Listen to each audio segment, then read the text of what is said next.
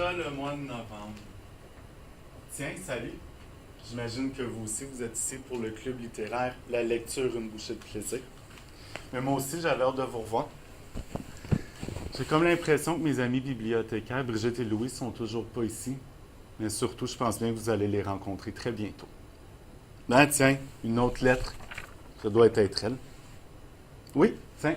Bonjour Nicolas.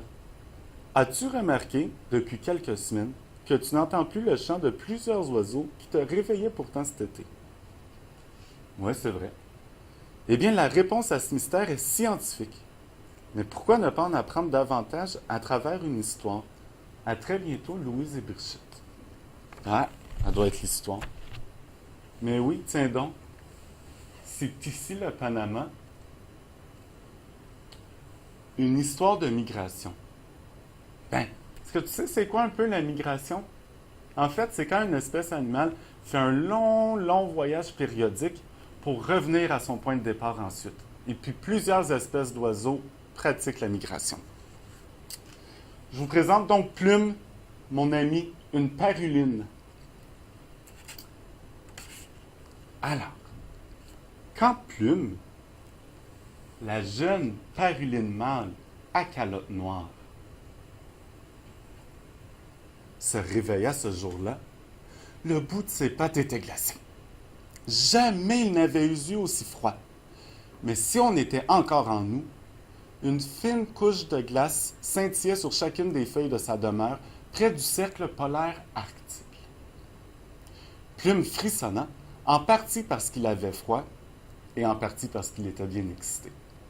S'il faisait si froid, le temps était sûrement venu pour lui d'entreprendre sa première migration vers le sud, jusqu'au Panama.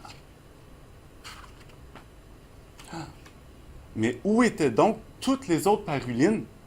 Habituellement, il y en avait toujours une autour à la recherche de nourriture. Plume sautilla jusqu'au sommet du plus grand bouleau nain. Il s'attendait à voir une paruline qu'il connaissait, mais il n'y en avait aucune. Plume était inquiet. Tout seul, il ne savait pas comment se rendre au Panama.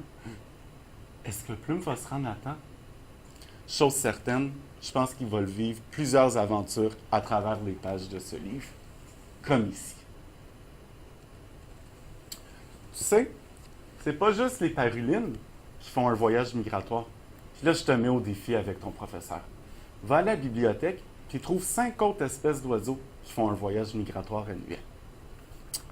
Puis tu sais, si tu veux vraiment comprendre le long voyage que Plume a fait, je suggère, comme ici, prendre une carte géographique avec ton professeur, trouve le Panama, ensuite trouve le Québec, puis trace un trait.